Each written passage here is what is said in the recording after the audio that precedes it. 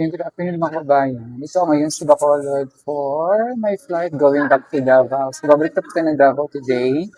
Sa mga naghanap sa akin sa Davao dyan. Paalis na po ako ngayon dito sa Negros, going back to Davao. Baka bukas makasama na ako sa mission dyan sa Davao. Sa ngayon, sa Bukidnon kasi sila Sir Paul, tsaka kasama sila ni Mang Eli. So, hindi ako nakasama dahil ang flight ko ay ngayon ko na-book yung araw ng flight ko going back to Davao. So, tabayin niyo po aking magbalik dyan. So, before tayo babalik dyan sa Davao, ito po yung video ko na habang nasa Negros ako. Kasama ko ang ating scholar na si Marvin at saka si Mother G. Yan ang aking magbalik going back to Davao. Panoorin niyo po itong video na ito.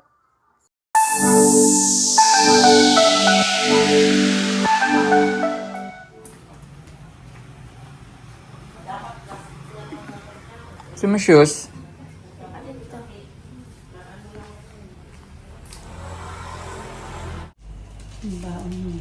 Asa yung touch meal? Wala mo. Nasa mudat na. Masarap. Kunin mo sarap. Saan kukunin ha?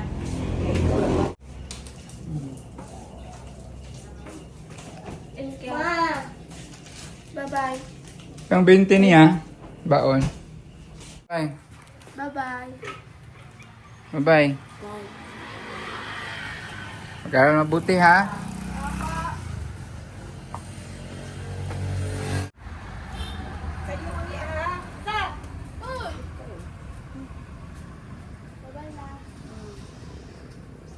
Dili mo mag-unahay pa uli ha. So yung mga babayan, kasama natin ngayon si Marvel. Galing pa po siyang school.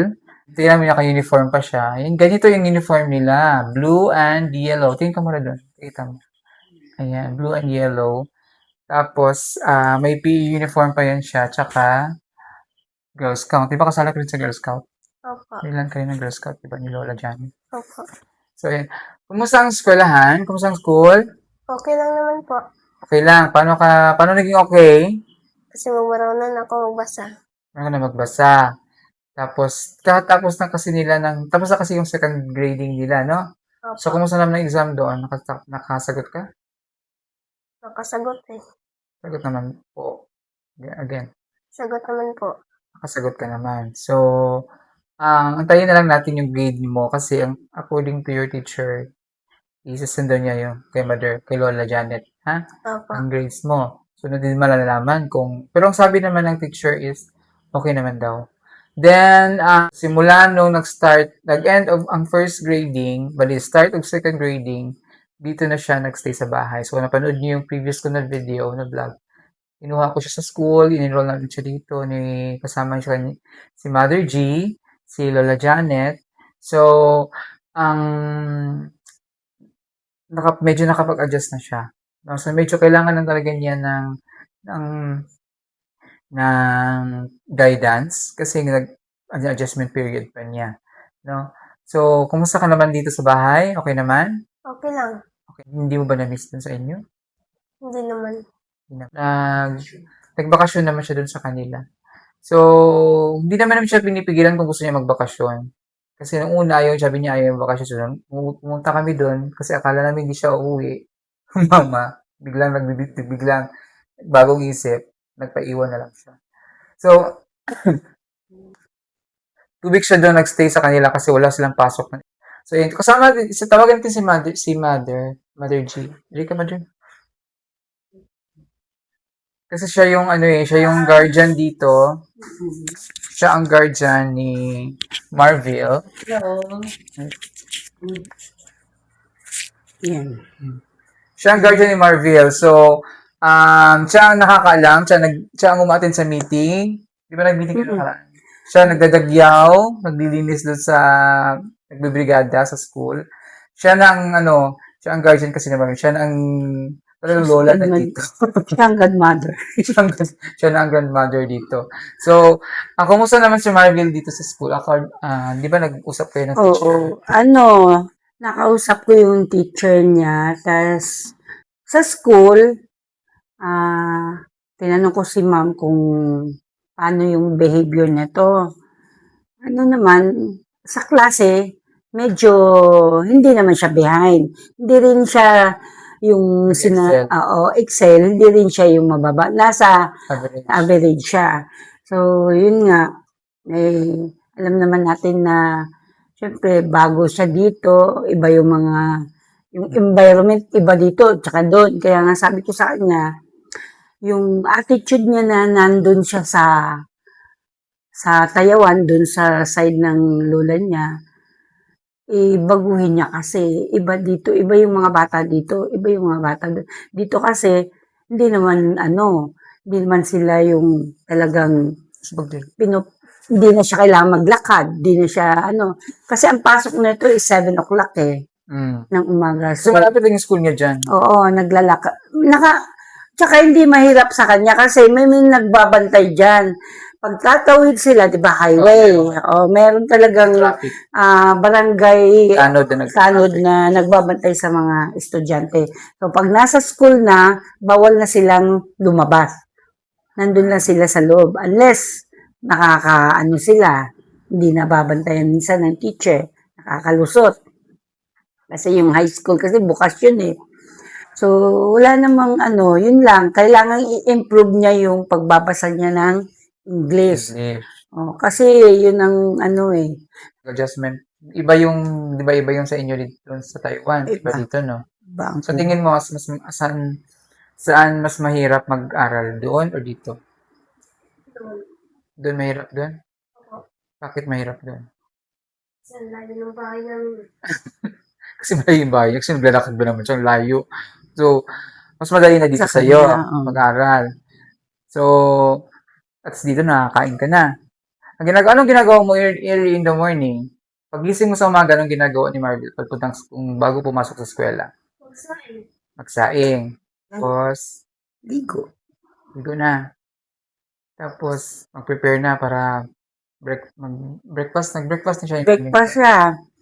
Hindi naman mahirap magsaing sa kanya kasi rice cooker yung Marunong na siya mag-rice cooker, magluto ng rice cooker. Marunong na siya magsaing. Marunong siya Alam mo na yung magsaing. digital dyan? Yung computer na rice cooker? Marunong siya Alam mo na dyan. pindutin?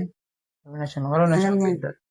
So, yun, nagsasaing siya. Kanina siya nga nagsaing ng kasi yun ang toka niya di sa bahay. Toka niya. Nagsasaing siya.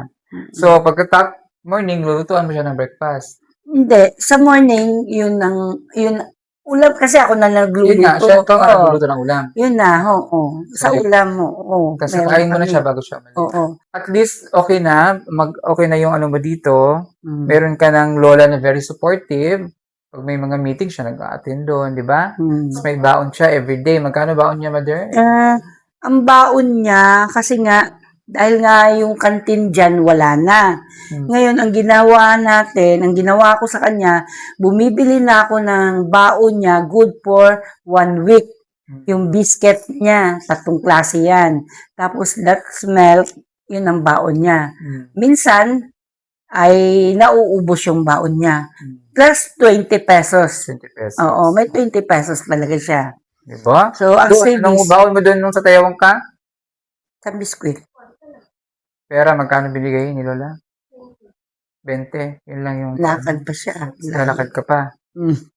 So, dito meron na siyang baon ng biscuits, may Dutch milk pa, meron pang... Kung ano yung pwedeng iba, minsan juice. Tapos, juice. 20 may pesos. pera. Oo. Kasi binabudget namin yung baon niya kasi minsan, ito, unang salta niya dito, binigyan namin to ng baon ng, kano binigyan sa siya? 50 a day. 50 pesos a day. Santa Claus. Santa Claus. Namimigay sa mga klase. So, yun yung namin, na kinokontrol na namin yung niya. Kinontrol na namin everyday na baon niya. Kasi, inuubos nga niya. 1 million Naubos to. Pag naubos, baon niya, inuubos siya sa isang lang. Oo. So, hindi niya nakokontrol ang pera niya. Inuubos talaga niya. So, at least ngayon, yung baon niya, 20 pesos na lang yung cash. Tapos, Saving siya. nagkaroon kami ng problema nito niya. Kasi lagi ko nakikita sa CCTV, may CCTV dito. Lagi babad sa TV. Babad sa TV. Siguro, siyempre, may bagong, sa TV. Diyos ko, ang TV yung pinapanood dito, kasi may YouTube yung TV. Babad sa YouTube. Ang pinapanood, yung mga comedy, kung ano yung mga kabalbalang pinapanood dito. Hindi, ako sana kung educational yung pinapanood. mga comedy, kung mga kabalbalan na mga pinapanood sa YouTube. Tapos, inuurasan ko siya sa CCTV hanggang minsan umabot siya ng 4 hours pag galing sa school. Hanggang ano na yun, hindi, hindi na, Diyan nahihinto. tapos nung umuwi ako dito, hindi man ako nakitang humawak ng libro. Wala. Paalam siya sa akin, tita, manonood ako Nanonood. ng TV. O, sige. Hanggang maghapon yan. So, binibigyan ko siya kasi karapatan nila manood. Karapatan nilang mag-play, mag-ano. Hala, pumunta ko ng bayan, ng market. Pagbalik ko, mag-alas 5 na. Hindi pa rin siya natapos nanood ng palabas. Na, totoo hindi. Ah. So, may usapan kami, kailangan yung may oras sa TV. Kasi, maximum, pag school days, pwede manood ng TV 1 oras lang. No? Pag after 1 hour, patay na. Kasi may relo dyan, oh. Tapos, may ano pa, may CCTV ako nakikita dyan.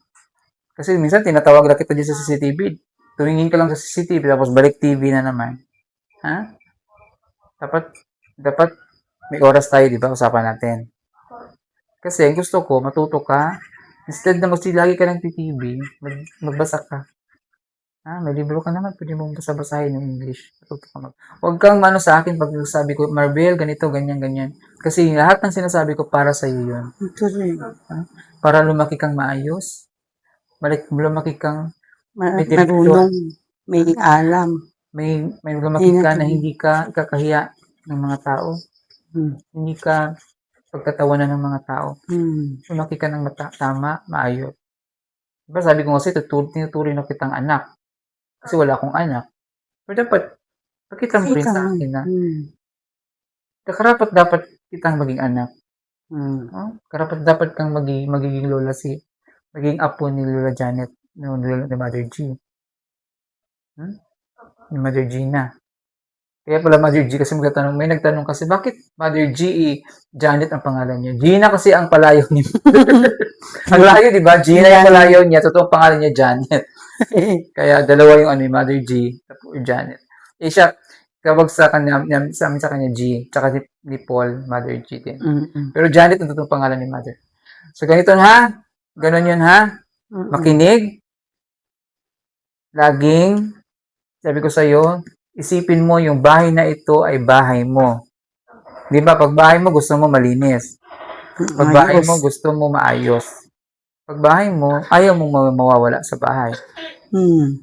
Tama? So, protektahan mo ang bahay na ito, kagaya ng sarili mong bahay. Alagaan mo ang bahay na ito, na parang totoo mong bahay. Kasi dito na ka nakatira eh. Di ba sabi ko sa'yo, kahit hanggang college, kaya kitang paaralin kung mawala man yung mga sponsor mo, ako na magpapaaral sa'yo. Kasi hindi yan forever sila ni Tita Flor, sila ni Mama Lu, hindi yan forever na nandyan. Kasi may mga pamilya din sila. Paano kung kailangan na nilang bumitaw kasi kailangan lang i-priority yung mga pamilya nila o yung mga, di ba? So, pag wala ka dito, wala ka ng sponsor, goodbye Marvel. Hindi na mag-aaral. Wala na. Balik ka na naman sa Taiwan. Tama? Pero, kung mabait ka, magugustuhan ko yung kumusunod ka, hindi ka pasaway dito sa bahay, kaya kitang paaralin, gagastusan kita hanggang pagtapos ka. Ha? Inano mo yun? Inisip mo yun? Naintindihan ba? Kaya huwag magpasaway. Tapos pag sumagot, tama, opo at opo. Hindi pa balang ang sagot. Kasi minsan din to, minsan pag siguro na-irritate na siya pag tinatawag siya, pabalang na yung sagot eh. Mali yun. Ha?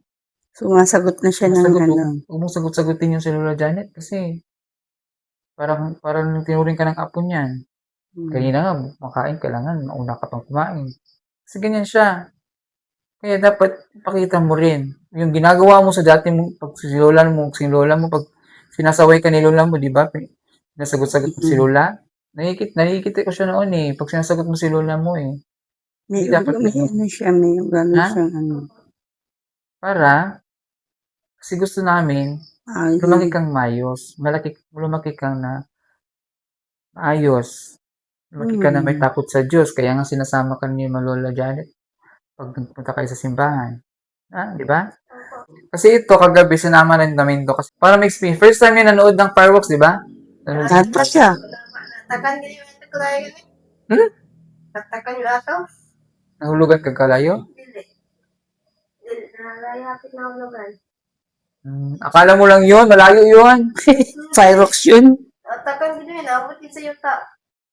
Kasi may fireworks display din kagabi, pinanood niya. First time niya nanood ng fireworks display. First time niya sinama namin dun sa plaza na maraming ilaw, maraming tao, kumain kami sa labas.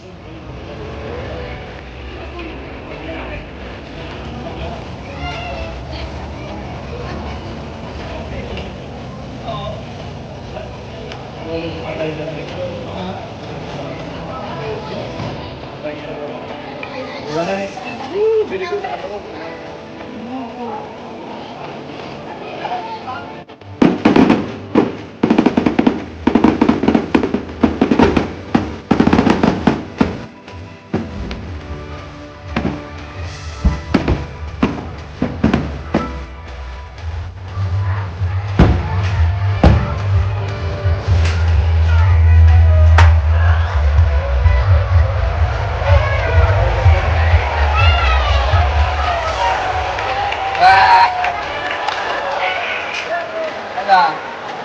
Ganda? Ganda? Ha? Para matanggal na yung ano niya, yung ang tawag sa tuloy? Ang tawag sa Tagalog sa tuloy? Tuloy. Para medyo na-amaze siya. So, gusto namin siya naman, ma-expose niya sa gano'n.